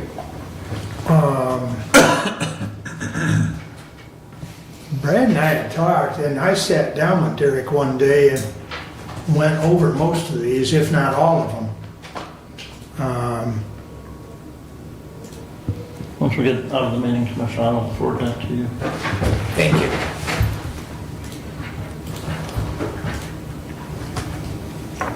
And I will tell you, and I can tell you right now, the ones, District Court has 2, grade change for the court administrator and for probation officer.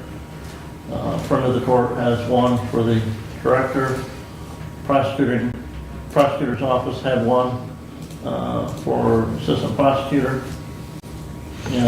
If you, excuse me, if you emailed that to Brad, that only has 2 of them listed in that email that you sent me last No. week. There was an Excel spreadsheet. Yeah, there's only 2 in that. Is there another page to it? look down at the bottom of the Excel sheet. Yeah, see it if should be. there's It it's says the- new positions, it's the- oh, employee reclass, okay, excuse me. Thank you, Brad. Okay, Brad and I will look at these, I Okay. mean, it's nothing we can definitively do on the fly right now. Yep, But Brad and I, we may or may not have some time this afternoon while we're dealing with mediators. Yeah, we may have, We may have some time. we can do other management personnel business. and a reminder there that, I said that budget is limited. Because if you approve those, there's little money for anything else. Right. Right, and the personnel committee is well aware of that. So we've had some discussion, not only of these, but on that topic in general. And I've had some discussion with the finance chair in regards to, the importance of those reclassification requests on the overall budget, so. Okay. Anything else on budget?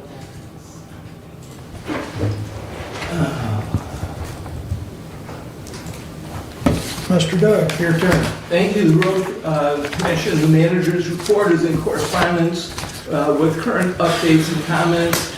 That's a new feature that he's been providing, which is very helpful. It talks about all the things that he discusses during the course of his manager's update. So that information is in your packet. There is a posting for mechanic. They're looking to hire a new mechanic. The rate is $26.49 per hour. That is posted. Parks, the survey for 5-year recreation plan has been completed. Parks trustees will be holding a public hearing tomorrow, Wednesday, November 26th at 9 a.m. to receive public comments on Hillsdale County Parks 5-year plan. The hearing will be held at the Hillsdale County Road Commission office located at 1919 Hudson Road. The meeting is open to the public in accordance with the Open Meetings Act, and it is very important for public comment. So during that public hearing, please do attend if at all possible. Michigan Works Southeast, Commissioner Collins and I attended a meeting with the consortium last Wednesday. All 5 counties were represented. The 5 counties, if you remember, are Jackson, Livingston, Washington, Lenawee, and Hillsdale. The agenda and resolutions also are in your packet of correspondence. All resolutions did pass. There are currently 96 full or part-time available jobs through Michigan Works Southeast in Hillsdale County. And Sandy is here today. The manager of our local Michigan Works Southeast American Job Center, Hillsdale American Job Center, was awarded the Best Employment Agency by Business Rate, and the feedback was earned not by application or nomination, but by authentic feedback from customers. That's great news, and congratulations to Sandy and Michigan Works Southeast team. Very excellent, thank you. City of Hillsdale will hold a special council meeting of the whole on December 8th at 7 p.m. in council chambers. They will discuss road improvement, and there will be a presentation as well. Their special assessment districts are a major topic of discussion at Hillsdale City Council. Council is seeking public input. If there's any way that the public can attend, please do. That'll be a great chance to present what your ideas or concerns are about the special assessment districts, about road conditions in general, and how to move forward to repair those roads. There'll be plenty of time for public comment and plenty of time for questions and so on to council. Community Christmas activities will be held Saturday, December 6th. Hillsdale Business Association sponsors a scavenger hunt from 10 to 3 during the day at local Hillsdale businesses. Food trucks will be at the courthouse and in downtown starting at 10 a.m. Carolers will be attending and singing at the courthouse steps from noon to 1. And then on Saturday, December 6th, follows with the light up parade which will begin at 6:15.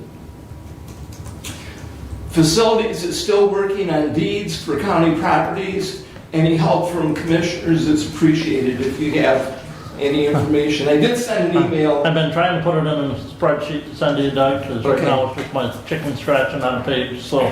Okay. I know you're busy. Your November is booked. Yeah, well, So if I can- individual health enrollment season, Commissioner, so dealing with the health insurance marketplace is not fun. I'm And, not an insurance guy. and then the sticker shock is another But battle. since you mentioned it, I appreciate your help on the deed information. Thank you, gentlemen. Thank you. And again, they are in the dean's office, I just forget what page, Lieber page they're on. Okay. That completes my report. I'm happy to answer any questions. Have a question, Commissioner, in regards to the letter from Hillsdale Renaissance. Yes, thank you for bringing that up. Are we out of the upstairs of that building again? Because I know when we sold it, we had been out of the upstairs of that building and then went back. There was some creep, absolutely. So we are out, there may be a probation use up in that second floor. They will, as of May 1st, Hillsdale Renaissance will be adding tenants. We need to be, as commissioners, aware that they will be moving certain tenants into that space. We will have all of whatever office remains out of there by the end of March, so that there's a full month that we are completely empty. We will still have access to the restroom upstairs. That's going to be the handicap accessible. Hillsdale Renaissance, if you recall, did allow that. There will be some security issues and questions that come up, which is the point of the letter. If we have any requests, we need to let them know, let the landlord know what we need. Randy and I and Deb have been discussing what the needs will be, and we're trying to stay ahead of that so that there's no last minute surprises. And I am staying in contact with Cole Maines, who is their CEO. So I hope I answered your question. Anything else for the, Where are we at on the architectural drawing? Emails have been sent requesting status on progress. I'm still hopeful that we'll have those drawings and plans by mid-December. And we sent emails last week to the architect, and phone calls have also been to follow up. So we are actively trying to get that information.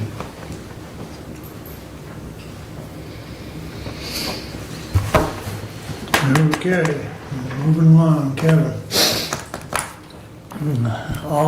I have resolution 25-156 replaces resolution 02-109 to the Honorable Board of Commissioners. Whereas a public hearing on the Hillsdale County Master Plan was held at a regular meeting of the Hillsdale County Planning Commission on November 9th, 2025, and whereas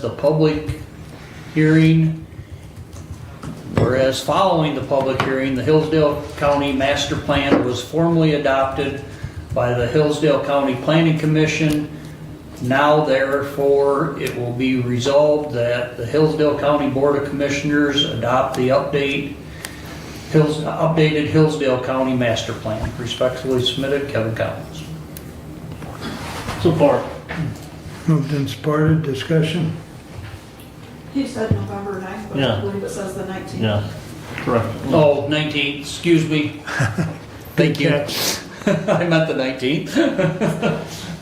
And I Okay, want to thank Commissioner Collins and all the members of the Planning Commission for getting this updated. I know it was many torturous years there of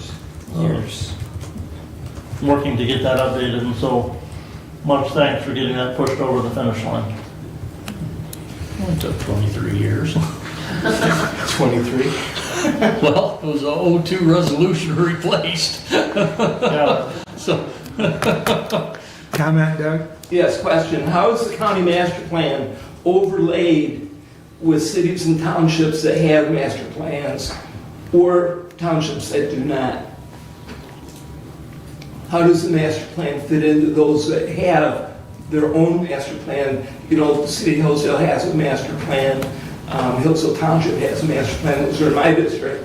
And then others, you know, I'm sure that Jonesville, Litchfield, Reading, other townships, Fayette Township, I'm sure has a master plan. How does the county master plan fit into the overall picture of, you know, the layering? it just overlaps theirs, it just layers with theirs.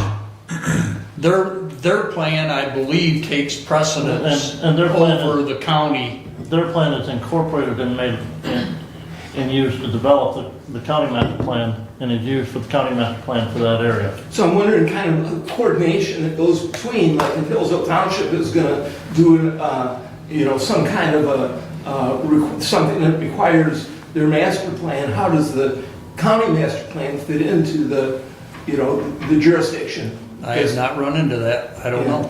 Yeah.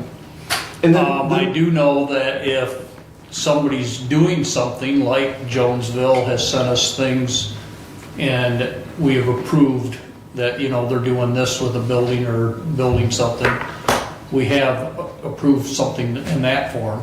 for example, Hillsdale College has building that goes on in the city, also in Hillsdale Township, you know, with their athletic field and facility that they're, you know, I'm not sure how that all fits together and why we would have even the county master plan as an overlay to some of those master plans that exist. What are the measurable action items in this master plan?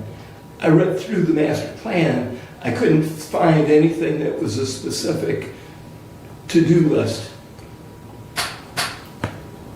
I don't think there is any to-do list that we have. There isn't.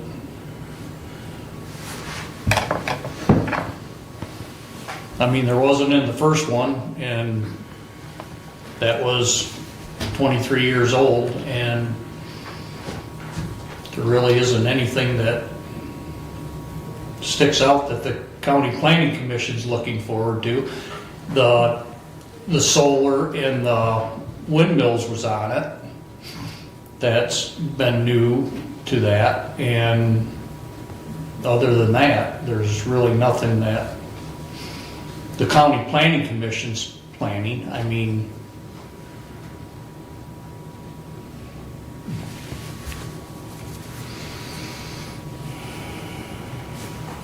Anything else for Kevin?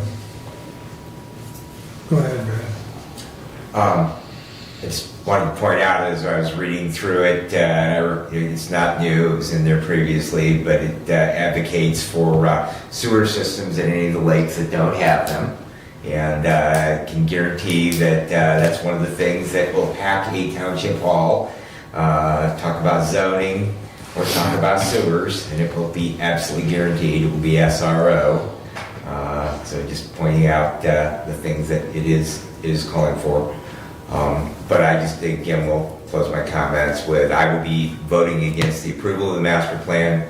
I always like to point out, Houston, Texas is America's 4th largest city, and it has no master plan, it has no zoning, and it's an economic dynamo, continues to work very, very well, and I don't still to this day understand why we need a master plan for the county.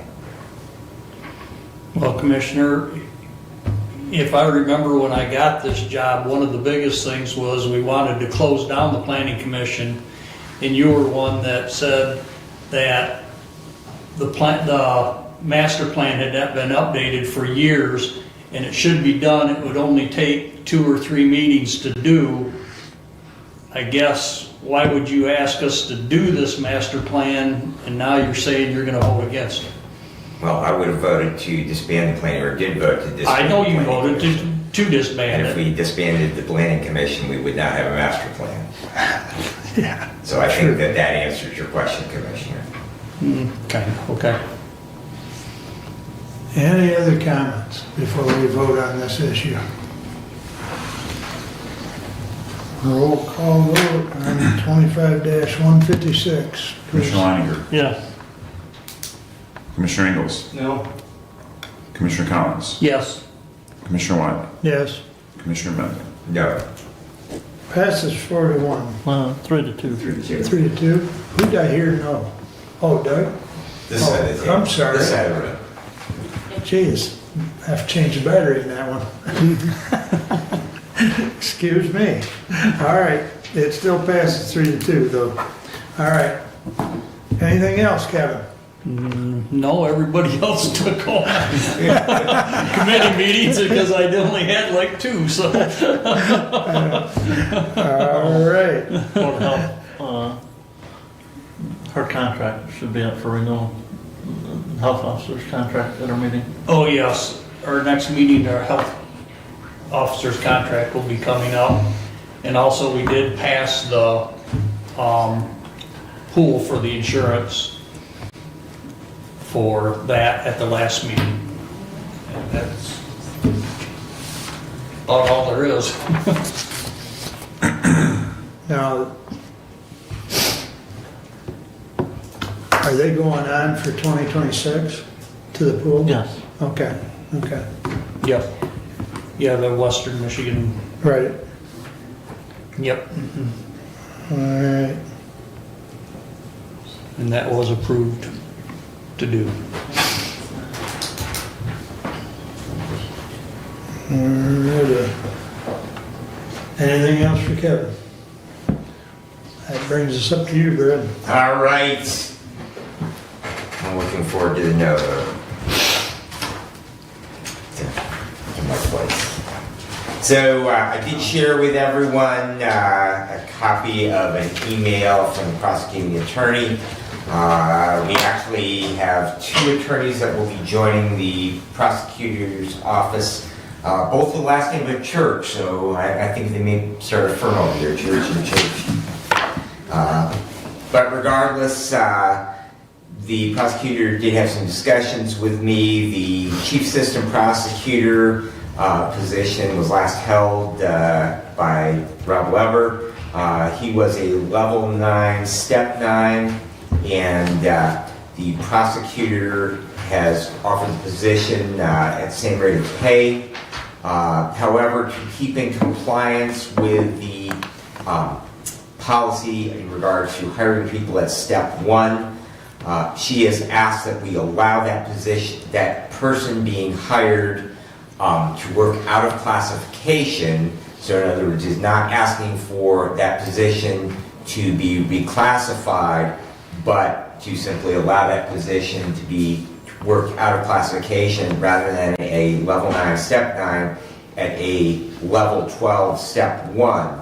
And again, the previous employee was a level 9, step 9, and the budget was at that. There's funding in the budget at its current level. No, Commissioner, he was not at a step 9. That is what we were told, that the person that last left that position was a level 9, step 9.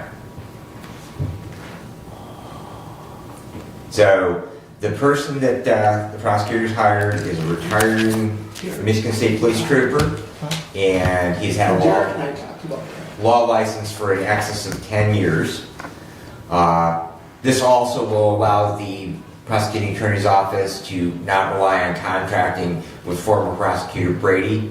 This will be an attorney with sufficient level of experience and have some budgetary savings as well. The other attorney that she's hiring is actually just past the bar and will need to be admitted, so they're, I believe, not even sworn in yet at this point. So they will be literally a brand new attorney, although they have worked as an intern in that office. Dollar-wise, it basically is budget neutral. The 9-9 by the schedule in the personnel manual is $32.67. The 26 schedule that we had last week is $34.56 an hour, and the 12-1 per the current handbook, $32.79. The 2026 would be $34.68, so 12 cents an hour, $240 a year, 2,000 hours difference between those two. But what this would do then is it would number one, bring in compliance with hiring them at the step 1 level. So, and then the other would be is it would allow them then to increase it with those steps in the years of service to the county. Commissioner, you're talking about the assistant prosecuting attorney, not the chief Okay. assistant prosecuting attorney, right? Well, there are 3 positions in that office. There's a prosecutor, there's a chief assistant, and then Yes. there's an assistant prosecutor. So, And this says APA on this email. And the assistant prosecutor in the current budget was budgeted at $59,448. That is not a step 9. Nowhere near. The prosecuting attorney requested a reclassification in her budget request to a step 9. But that position was not budgeted at a step 9. And it was not filled at a step 9. It's a What grade is it? 9. It was a grade 9, probably at that budget figure.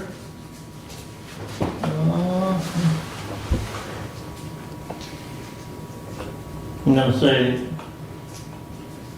step 2, probably step 3, but I have to go back, I don't have that documentation in front of me. But her budget request said that was one of the things, and that was one of the positions that we did not have an answer from personnel was on that reclassification request. Well, I guess we're answering that right now then. Because personnel management's position is that, and I do see where it was requested at a grade 9, step 9, that leaves no room for advancement by that individual. And number 2, it violates our policy of starting somebody at step 1. And I think Brad has presented it quite appropriately as far as the 12 step 1 is only $240? over the 9/9. Correct. So if you're asking for an answer for that request, But- which is on this spreadsheet that you sent to both of us, But then there's your answer. And we will deal with the reclassification. it's $15,000 over the 9/1, which is what our policy would say where that position has to be filled at without a reclassification. We'll deal with the reclassification at a later time because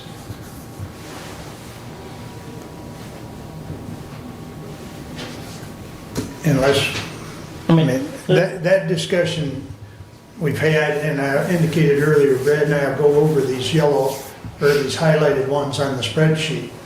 But So my motion just is to, and we need a support for it, my motion is to allow the prosecutor to hire an employee to work out of classification at a grade 12, step 1. Is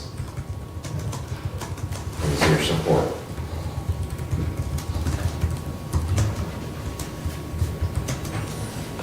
I think I got that. read that back, please. Motion to allow the prosecutor to hire an employee to work out of classification at grade 12, step 1. Did I get that right?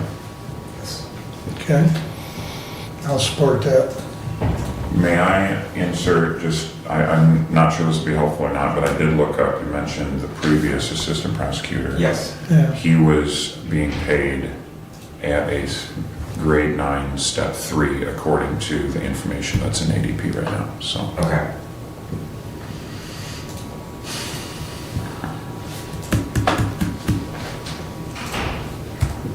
Further discussion. My comment, and again, the assistant prosecutor requested a reclassification to grade 9, step 9. I understand the market issues here, and not following policy that Commissioner Bending pointed out when the sheriff was here just talking about the change in classification for the nurse in his department. And that's a request that we had never received as part of the budgeting request. Additionally, budgetary-wise, if we make this change and pay an additional $15,000 to this position over what's currently in the projected budget, that further limits our ability to fund any capital improvement items or any other budgeted requests.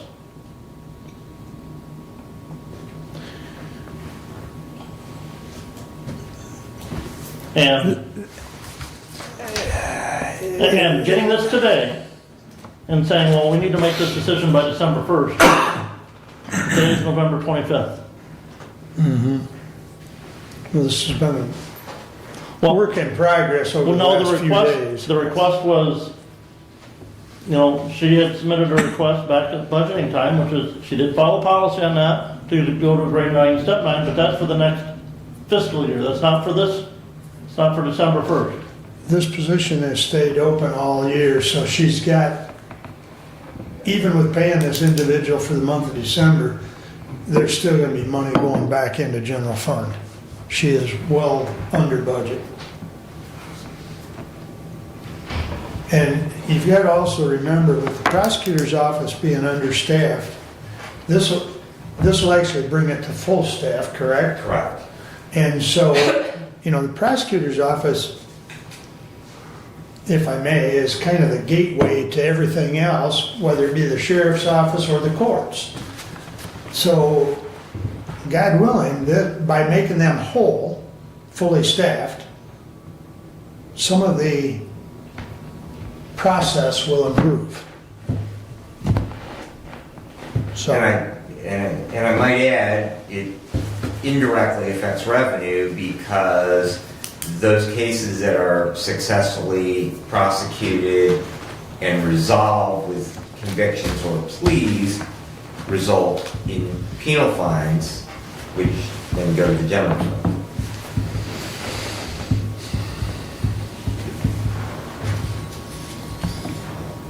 Commissioner, penal fines go to the library. Okay. there was some monies that she's able to charge back for now, and I don't recall that conversation, but she is able to bring some money back.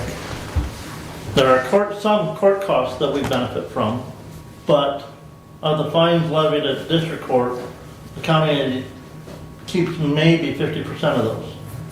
45%, I think. On a 5-year average, Commissioner, I think we're right about that 50% figure. That's 50 cents on a dollar for every dollar that they levy.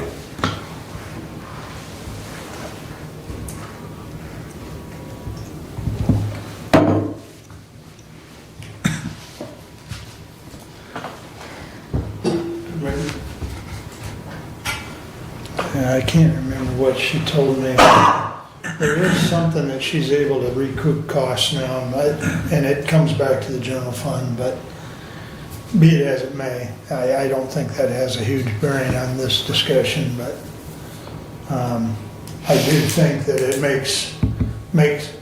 will make things run much more efficiently between her office, the sheriff's department, and the courts. Well, and again, I would have no argument that her being fully staffed would make things run smoother.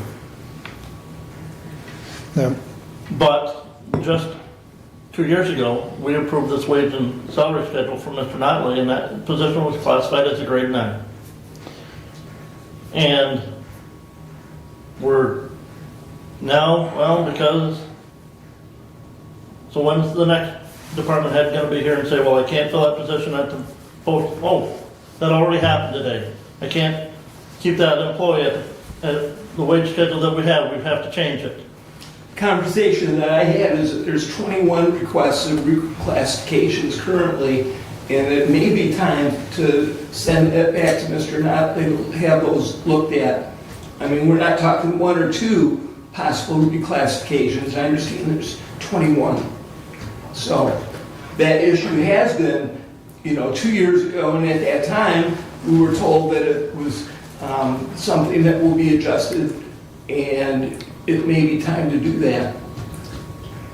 And I will add, Commissioner Weininger, is that the nurse's position that we heard about today at $30 an hour, a nurse is not even necessarily a bachelor's degree. You can have an associate's degree and be a registered nurse, not a BSN, but you are eligible to sit for the registered nursing exam. To be hired in the prosecutor's office, and I'm again not arguing for a reclassification, to be hired as an attorney in the prosecutor's office, you not only have to have a bachelor's degree, you have to have a law degree, which is a doctorate level degree.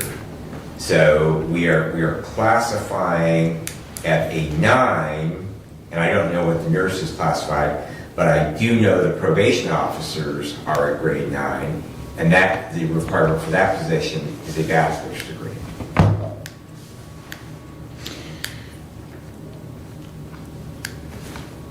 Although Doug's comment is germane, it's not necessarily germane to this motion. Agreed.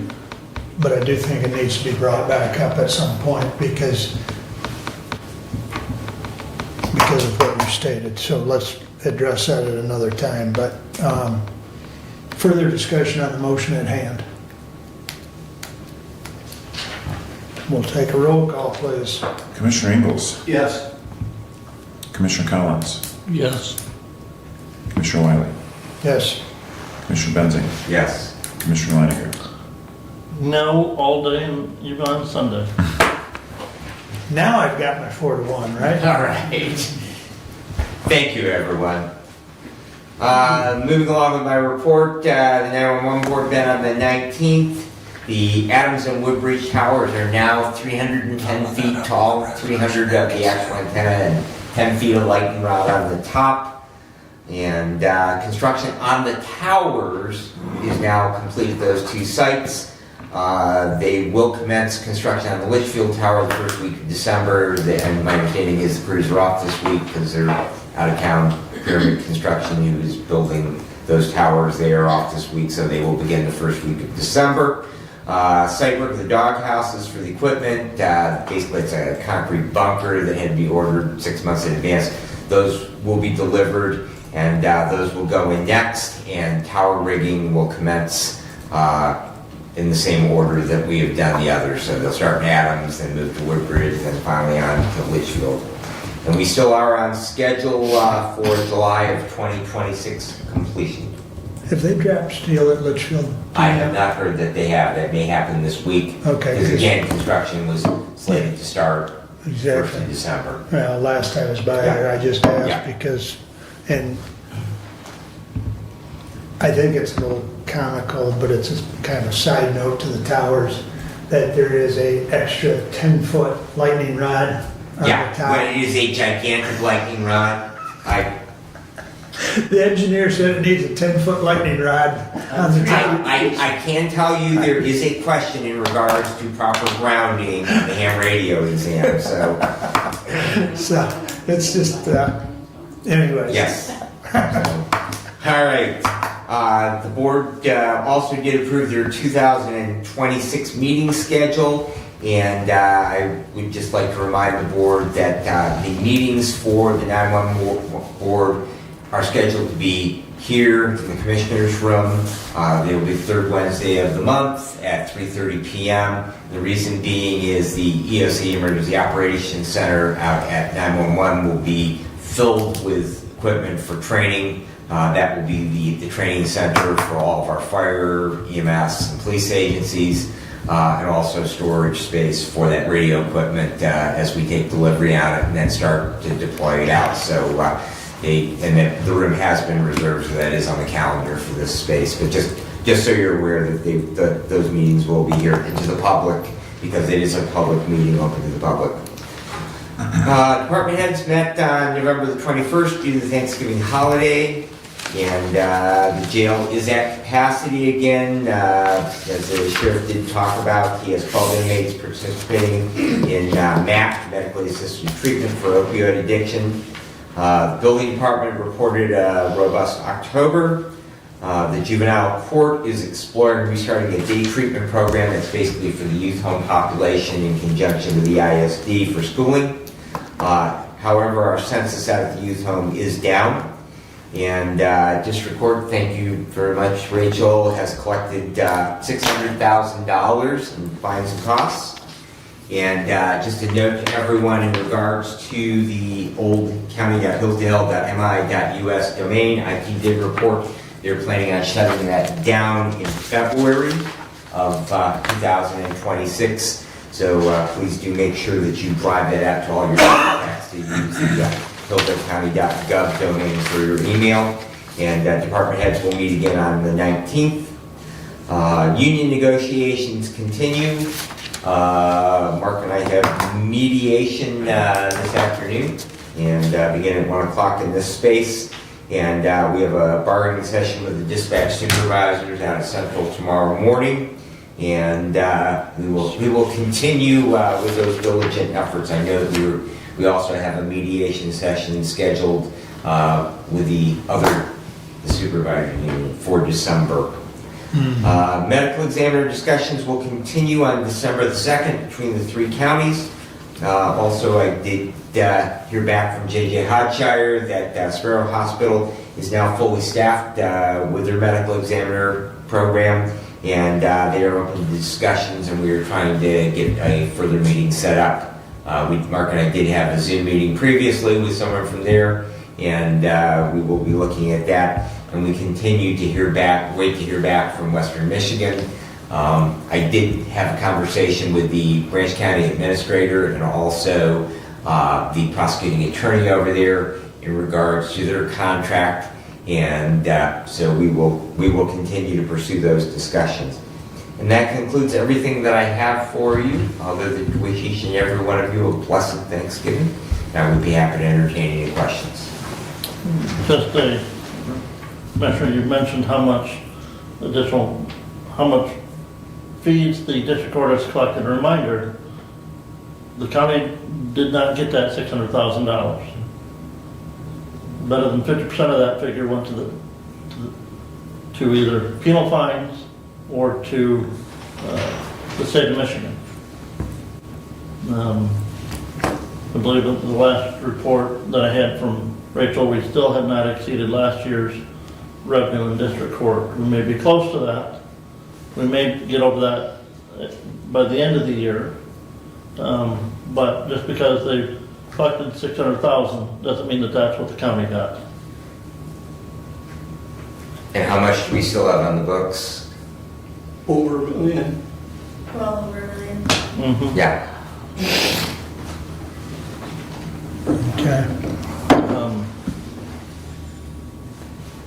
If you want an interesting read, go and read the 120-some pages that the State Court Administrative Office has on their website regarding the proposal for funding of trial courts. You will find that we are right about in line with that average for all courts for collection of fines. And once you get over 1 year, that potential of collecting that fine goes to pretty much zero. So in the meantime, there's, the chart that I saw had amounts due 0 to 30 days, 60 to 90 days, 90 to 180 days. If we can target those early, payments due, then we have a better chance of them not becoming over a year.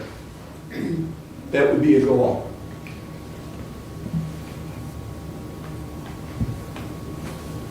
Okay. Just a couple of comments. John Baker was the pathologist that we talked to from U of M Sparrow. And I see JJ still hasn't replied as far as you'd ask him if he would be contacting us. So we may have to reach out to John. Okay. And then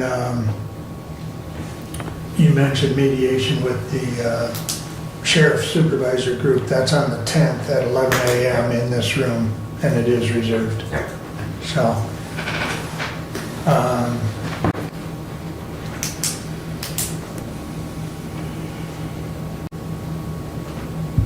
okay. Anything else for Brad? All right. Keep her moving. We got a card. It was addressed to the commissioners from EDP. I don't know if everyone's seen it, but I will read it. On behalf of the EDP, we want to express our deepest gratitude to the Hillsdale County Commissioners for your continued partnership and support of our work.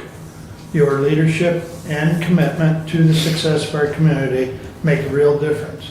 By supporting our capital campaign and the projects we are advancing, you are helping to build a stronger, more resilient Hillsdale County.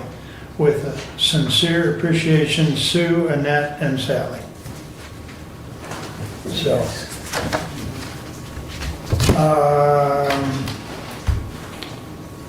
I just gave Abe, I think Brad mentioned meetings for 911, medical care, DHS, the Human Services Board. They approved their schedule for 2026, with a couple exceptions around the holidays, which in those events, much like this year, will be the third Thursday, but the rest of the year, it's the fourth Thursday at those respective locations. Starting at 1 o'clock, we start at, or they start at DHS first and then move over to medical care. As Brad mentioned, we had a department head meeting, and I just want to remind everybody, I think the last day, although I know Stephanie would gladly take your money or your sign up today for the Christmas party, which is December. Kevin will take your money. Thank you. I was given the stuff, you weren't here yet. Okay. You can sign up on here, and there's also, if you don't want to bring anything, there's a $10 donation. Kevin is our organization coordinator. Ah, there you go. There you go. All right, very good. December 12th at noon to 2, wasn't it? Okay. Okay. All right. MSU Extension Building. Correct. And for anyone that hasn't gone before, it's usually a pretty good hoot and good food. So, let's see. Another thing that Stephanie mentioned at the department head meeting, and I'll gladly let her chirp in, but the dog tags are still on order. Their order is not in yet. Just not in yet. And I believe the program, as far as the online, is still being worked out. Correct. Okay, but in the meantime, you can stop by the treasurer's office and pick up a license, you just can't get the tag yet. Not necessarily. Okay, We'll have them come back. If they want to fill out an application and leave a check, we were able to do that. Also, we're having an application in the newspaper. It's going to run tomorrow, and then 2 times in December, January, and February. okay. So, Does IT have that form on the website? They did. I asked them about that, and I'll have to double check and Could, see if it's if followed. we could maybe just ask them to throw that form up there, that people can fill it out. And I asked him that. The ordinance came down, and I don't know if he got it on there yet. Yes, it is there. For 26? Perfect. Perfect, thank you. very good. And Okay. thank you for getting that out there, because I did get a hold of Litchfield and Jonesville, and they said they've gotten communication from you several different times on all of this that's going on, so I appreciate it. Unfortunately, it was out of our control. We assumed Yep. it was going to happen in the summer, and it never did, so. Okay. Let's see, that's all I have unless there's a question. I know the mediator's already in town. I told him to go to the local eatery. So, anyways, any questions for me? Brent, do you have a motion, please?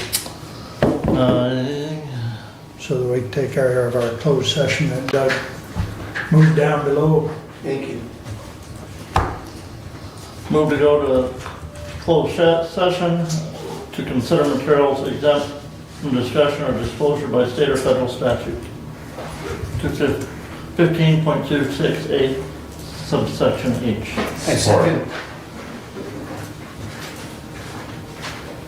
You get it? Somebody over here. I gave it to Doug. If you- I mean, Oh, I heard him louder, oh, okay. so. Okay, go ahead. And I would ask that the treasurer join us in that closed session. Yes, Commissioner Collins, Yes. Commissioner Wiley, yes. Commissioner Benson, Yes. Commissioner Leininger, Yes. Commissioner Evils. Yes. All right, it passes. We'll go into closed session. We would ask everybody to step out except for Stephanie and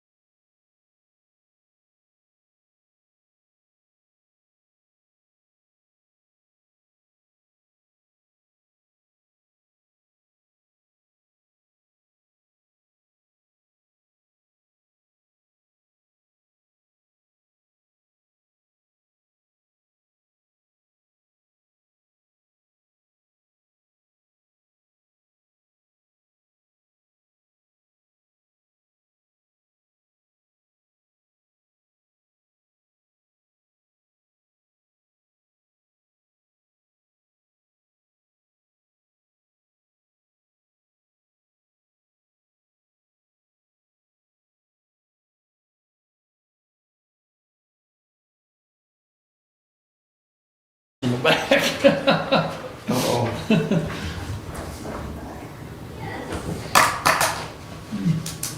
Yep. Okay. We did report a Oh, it's an suspicious umbrella. parcel back there. I just seen something back there. You might want that umbrella. Okay, we're back in open And session, we're back, right? well, move to go back to open session. Okay. Support. All in favor, signify by saying aye. Aye. Pose same sign. I need a motion to approve those minutes. Brad's, Motion to approve the minutes of the closed session as read by the clerk. Support. all in favor, signify by saying aye. Aye. Pose same sign. All right, next order of business is public comment. Rachel, you got anything for us? I do, of course. Very good. Thank Some you. messages on my own and then messages I've been sent to deliver. Ah, I think you received the emails of the updates with the budget numbers requesting for me. I just wanted to point out, since I've been there in March of this year, initially we had a collections person in that position, but they weren't really working in that capacity. So that position was essentially the collections clerk unfilled until Tara came over. But we've been sharing with Circuit Court, and she's my backup recorder. So hopefully now that Circuit Court has a hiring, we'll be able to focus on collections. As Doug pointed out, majority of our collections are older, and once you hit that 1-year mark, it is difficult. Hence the amnesty programs and things we've been trying, just different ideas. We're always open to suggestions. But the purpose of the court penalties are not necessarily to benefit the county, they're to instill justice. So the judge has to keep that in mind. I'm the one who updates our court costs and fines and things like that in the process of compiling the list as discussed at the budget meeting, or excuse me, the department head meeting, to update the website of the fines and costs and things. I try to keep it comparable to the other counties surrounding us. A lot of it is statutorily limited, like the fines are limited, but the costs essentially are not. So those I get a little bit of play room with, and those are what do benefit the county. I want to have enough to account for my staffing and account for the needs of our court to be able to keep us functioning. I want us to maintain that. Ms. Gladnicker pointed out with this administrative thing, I'm hoping that comes to fruition and that the state really does take over the collections and things like that, because I think that is super beneficial, and I'm curious to how that'll work. I'm not holding my breath that'll happen within my career time. They've been talking about it for 10 years. It's not only got the report, so maybe we'll see. As far as the budget and what I'm here to speak on is, it was not just one judge requesting a meeting, it was all three. I have text messages, I have emails, correspondences with myself and the circuit court administrator back from September 2nd requesting joint meetings for budget committee issues. We've been denied thus far. At the department head meeting, Derek offered to meet with Judge Stuyerson, to where it's not, we want to explain the request. We want to show the importance of why we're asking for what we're asking for. We acknowledge some things are far-fetched, won't happen, but we want to have those conversations to be able to point out the essentials, if you will. That's important, as Commissioner Ingles pointed out. It's a lot more than just discussing a budgetary money issue. There's a lot more important conversations that do occur. Judge Stuyerson and I both agree that the statements made today were misconstrued almost to an unprofessional and targeting behavior to indicate that we did not request anything. That is absolutely false. I have emails I'd be more than happy to forward from September 2nd, October 1st, October 3rd, October 17th, repeatedly, all requesting the same thing. We've been told that we're not allowed in the commission. The personnel committee will not meet with us because of the arbitration issues. Therefore, we can't have a budget meeting until that was done, is what we were informed of. So we're still trying, we're open, we're trying to communicate. We're not trying to create issues, but we feel like we are being targeted. So wanted to put that out there for public comment. I apologize if I seem disrespectful. I'm just quite upset, as is Judge Stuyerson in this. So thank you for your time, gentlemen.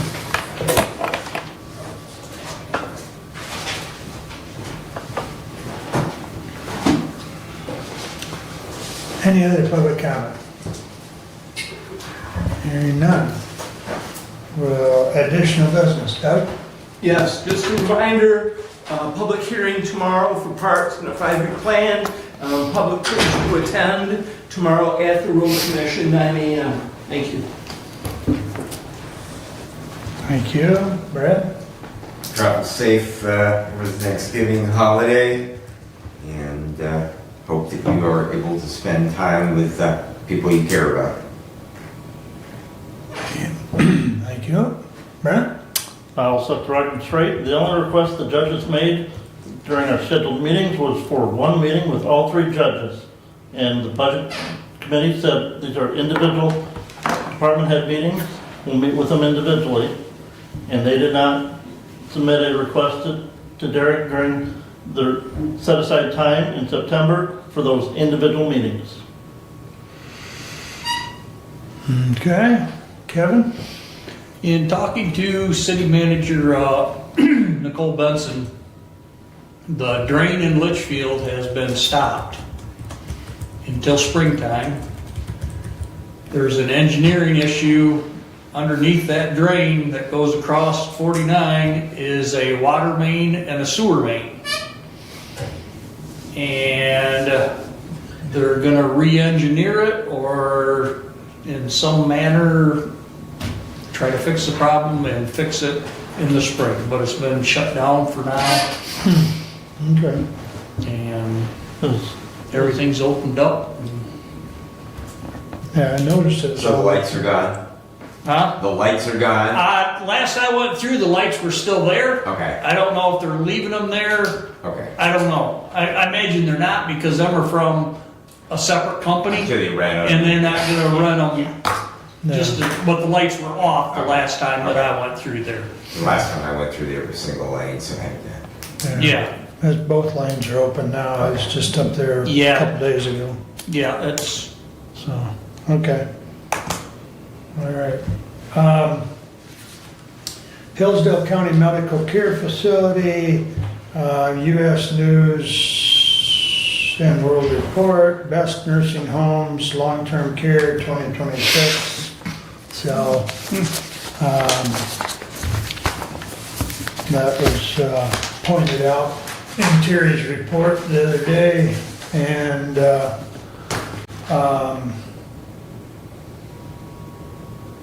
I guess I can only reiterate what Brad and I heard on the department head meeting from district court, that they had reached out at least 5 times for a meeting. And that's, I think Brad will concur, that was the statement we received. And I know I talked to Brent after that, so I encouraged him to reach out to them and get that taken care of, whether it be at 6 p.m. or 6 a.m. Because I know the judge was adamant that she would meet pretty much any time available. So, with that said, you all have a happy Thanksgiving, and we are adjourned.